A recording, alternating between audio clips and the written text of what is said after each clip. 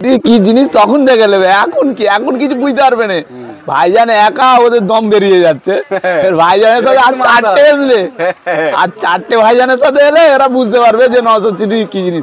ওর জন্য নওশাদ সিদ্দিকীকে চেপে ধরছে চারদিক দিয়ে, যে ওর ভাইকে দিচ্ছে, ওদের চাচতো ভাইকে দিচ্ছে, সবাইকে ধরে জুড়ে জাড়ে দিয়ে দিচ্ছে, বুঝতে পেরেছো তো।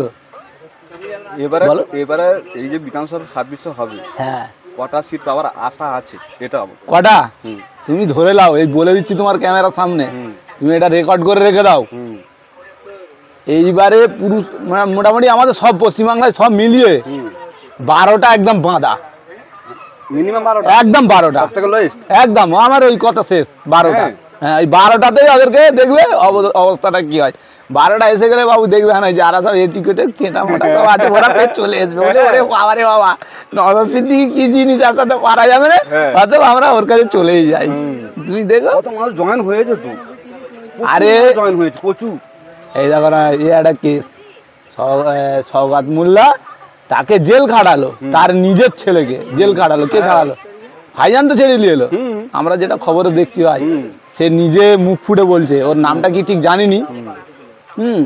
ঠিক আছে ভাই, আমার বক্তব্যই শেষ, আমি বেশি বক্তব্য দিতে পারবো না, তবে এটা রেকর্ড করে নিও, 12টা বাঁধা ধরে রাখো, 12টা একদম 12টা। ঠিক আছে।